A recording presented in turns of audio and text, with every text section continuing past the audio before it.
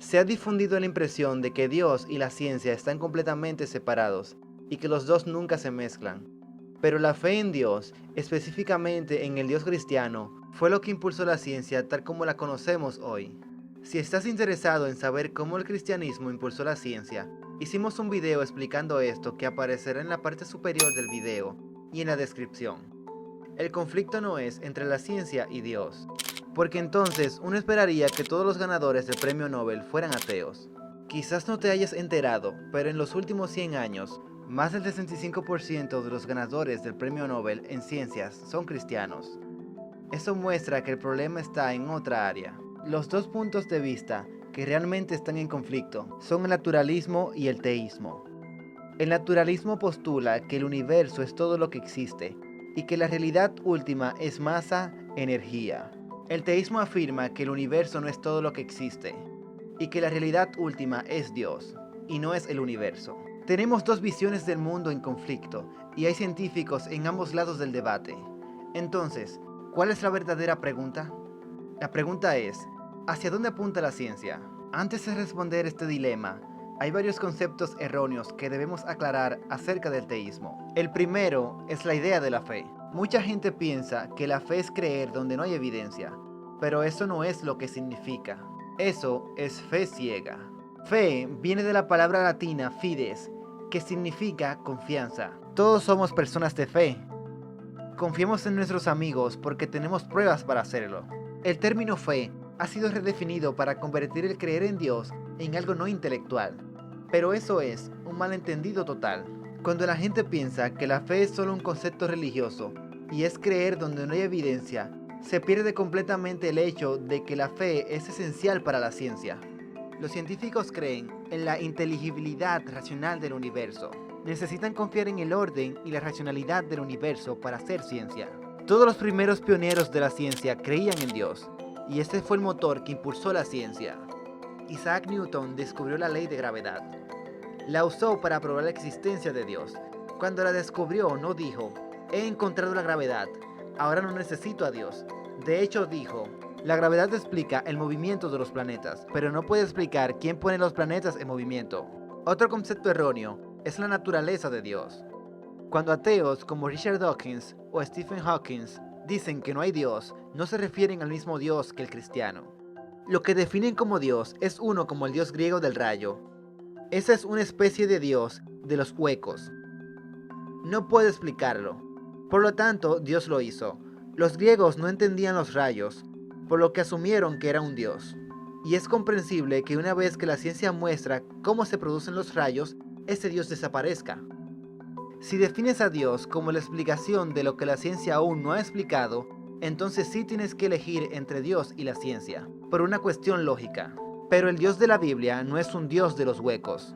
La primera línea de la Biblia dice, en el principio creó Dios los cielos y la tierra. Cuando se escribió esta oración, la palabra universo no existía, pero significa que Dios es el creador de todo. Él creó las cosas que entendemos y las que no entendemos. Si sabes algo sobre los dioses griegos, entiendes que son muy diferentes al Dios de la Biblia. Todos los dioses de la antigüedad surgieron de la materia básica del universo.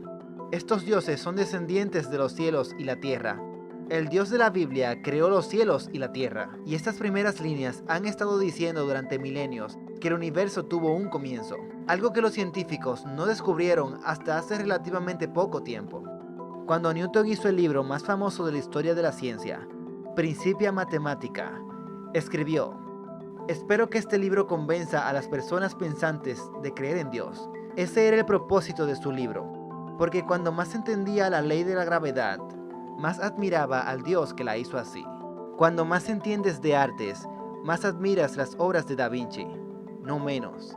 Gran parte del debate actual sobre Dios y la ciencia es contra un tipo de Dios griego, no contra el Dios de la Biblia. Ahora bien, existe un mito en nuestra cultura, y es que la ciencia lo explica todo, pero esa posición es lógicamente contradictoria. Esta declaración no es un argumento científico, por lo que si es verdadera, es falsa.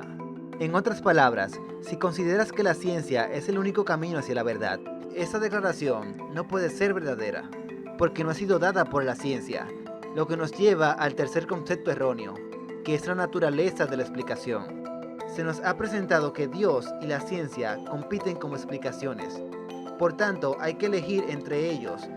Pero poner a Dios como explicación no es lo mismo que la explicación científica.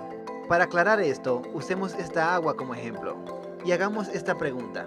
¿Por qué está hirviendo? Se puede decir que está hirviendo porque la energía térmica del gas es conducida a través de la base del hervidor y agita las moléculas. Pero también se puede decir que está hirviendo porque Marta quiere hacer té. Ambas explicaciones son correctas.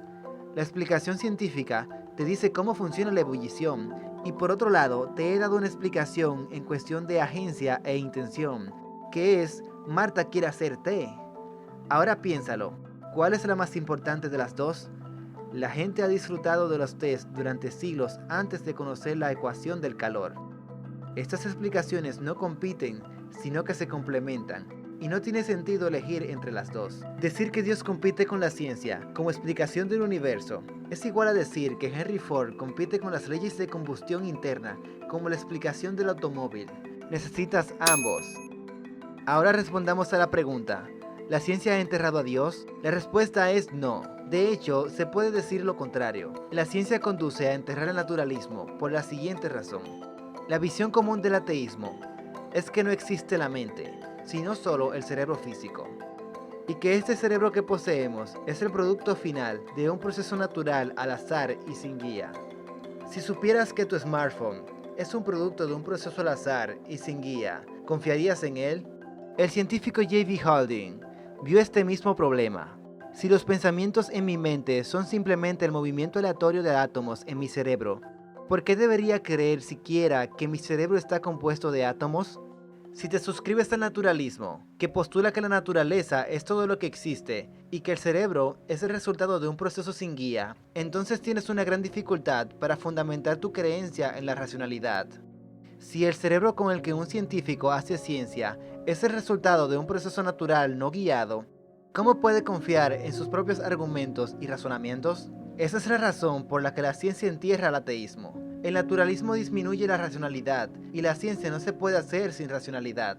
Hemos llegado a descubrir en el siglo XX que funcionamos por causa de información, de la misma manera que una computadora funciona por medio de codificación y programas. Esa información que da vida a los seres vivos está almacenada en el ADN, que se encuentra en las células. Hicimos un video relacionado a esto y el link está en la descripción. Para muchos ateos, es impensable introducir una mente superior como responsable de esta información en el ADN. Y eso es lo que destruye el materialismo. Porque ninguna cantidad de proceso material puede generar información abstracta, como las palabras. Y el ADN de cada ser vivo contiene una palabra de 3.5 billones de letras. Sin embargo, la revelación bíblica es revolucionaria y arroja luz sobre este dilema. En Génesis, Dios habló para que el universo existiera. Varias veces, antes de crear algo, la Biblia describe, y Dios dijo, seguido de un acto de creación. Más adelante, Juan en el primer capítulo, refiriéndose a Jesús, dice, en el principio era el Logos. Todas las cosas por él fueron hechas, y sin él nada de lo que ha sido hecho fue hecho. Este término Logos significa palabra o razonamiento. Jesús es la fuente del razonamiento mismo. La mente que creó la información y los cerebros con los que se puede hacer ciencia. El mayor problema con la cosmovisión atea es que corta el terreno de la racionalidad, necesaria para hacer ciencia. El cristianismo propone que la razón por la que podemos hacer ciencia es que la mente humana y el universo se remontan a un creador inteligente. Creer en Dios es lo más razonable que puedes hacer. No dejes que nadie te diga lo contrario.